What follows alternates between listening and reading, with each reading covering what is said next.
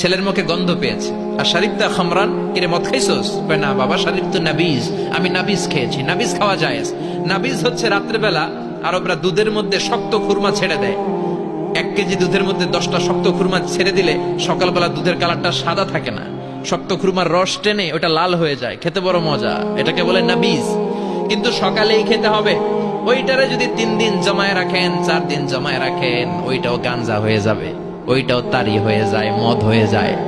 সাইয়েদনা ওমরের ছেলে এই কাজ করেছেন, একটু তারির স্বাদ নেয়ার জন্য 4 দিন রেখে দিয়েছে। সাইয়েদনা ওমর বললেন, কি খাইছস? কয় মদ খাই নাই। নাবিজ খাইছস? এদিকে আয়। ইফতাহ ফামাক, মুখ খোল। হা করার পরে মুখের সামনে নাক নিয়ে গন্ধ দেখে মদের গন্ধ, কলারটা ধরে মসজিদে নববীতে নিয়েছেন। ইন দা মিন টাইম মসজিদে নববীতে জোহরের নামাজ হয়।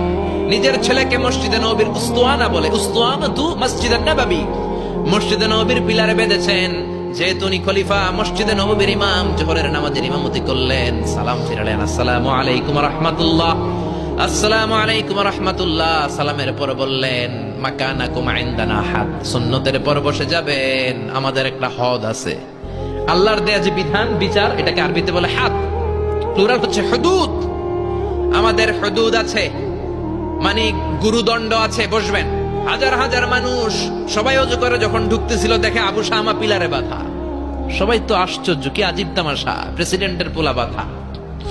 নামাজের পরে বাইরে আসার পরে হাজার হাজার মানুষ তাকিয়ে আছে। কানাঘুষা শুরু হয়ে যায়। সবাই বলে, কি হয়েছে? ওমর কয়, আমার টানাটানি করা যাবে না। এই যে থামেন থামেন, এখন টানলে কি হবে আমি জানি, খুব বিশৃঙ্খলা হবে। দাঁড়ায় শোনেন, দাঁড়ায় শুনলে ডবল সওয়াব। আমি চলে গেলে এরপর আপনারা টানাটানি করে ঢুকে। কথা শুনতেছেন তো? মনোযোগ আছে? লোকদের মধ্যে কানাঘুষা। প্রেসিডেন্টের ছেলে। কেউ কয় ওমর মনে হয় মারবে না, যেহেতু নিজের ছেলে তো একটু ধমকি টমকি দিয়ে ছেড়ে দিবে। কেউ কেউ বলে, না ওমর তো এত সহজ মানুষ না, মদের বিচার তো 80টা বেদ, মনে হয় 40টা মারবে।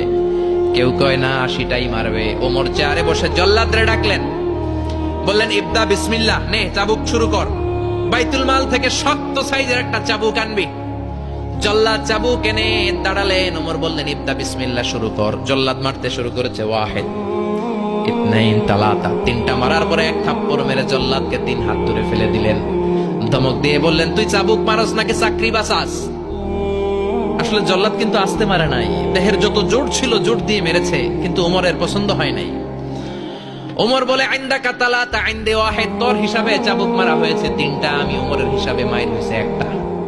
চাবুক আমার হাতে দে, আমি 2 নাম্বার থেকে শুরু করি। ওমরে ফারুক 2 নাম্বার শুরু করলেন। 2, 3, এক একটা চাবুক মারে, ছুপ ছুপ করে চামড়া ছিলে, রক্তগুলো মসজিদে নববীর বারান্দার পিলারের মধ্যে লাগে। ওমরের যে শক্তিশালী দ্বিতীয় কোনো পুরুষ মদিনার জামিনে ছিল নাকি? ওমরের হাতের মাইর। ছেলেটা চিৎকার দিয়ে বলে, বাবা, ও আব্বা, আর মদ খাবো না, ছেড়ে দেন, আর খাবো না। মদ তো আমি খাই নাই, আমি খেয়েছি নাবিজ। 3-4 দিন রাখার কারণে একটু মাতলামি হয়েছে আমার। আব্বা, এবারের জন্য ছেড়ে দেন, আর খাবো না। ওমরের কঠোর হৃদয়ে কোনো দয়া মায়া আসে না, মারতে লাগলেন। এবার আবু শাহামার মা, ওমরের বউ, পায়ের মধ্যে ওমরের পায়ে পড়ে ডেকে বলে, ওমর, আমার কলিজার টুকরা ছেলেটারে মারিস না। 30টা বাড়ি মারা হয়েছে, আর বাকি 50টা বাড়ির জন্য এক একটা চাবুকের বিনিময়ে আমি এক একটা ওট আল্লাহর রাস্তায় সদকা করবো রে ওমর। সাইয়েদনা ওমর বলে, এর নিয়ে যাও। আবু শাহামার মা ওট দিয়ে আল্লাহর জাইন, চাবুকের বাড়ি থেকে একটা বাড়িও কমানো যাবে না, 80টা বাড়ি দেয়া পর্যন্ত পৃথিবীর কোন শক্তি আবু শাহামারে আমার হাত থেকে ছুটাতে পারবে না।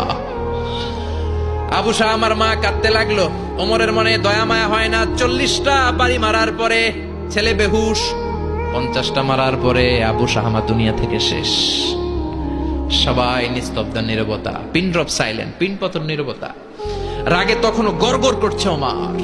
সাইয়েদনা ওমর বললেন, গোসল দে, জানাজা দে, কবর দে। কবর দেওয়ার পরে ওই কবরের উপর 51 নাম্বার থেকে মারা শুরু করলেন। 52, 53, 60টা, 70টা, 80টা চাবুকের বাড়ি কবরের মধ্যে। বিশাল বিশাল বড় বড় বাড়ি মেরে আঘাত করে আল্লাহরে ডেকে বললেন, আল্লাহ, আমার ছেলে হওয়ার কারণে, প্রেসিডেন্টের ছেলে হওয়ার কারণে আমি পার্সিয়ালিটি করি নাই, একটা চাবুকের বাড়িও কম দেই নাই। কিয়ামতের দিন তুমি আমারে জালিমদের কাতারে দাঁড় করাতে পারবা না। আল্লাহু আকবার।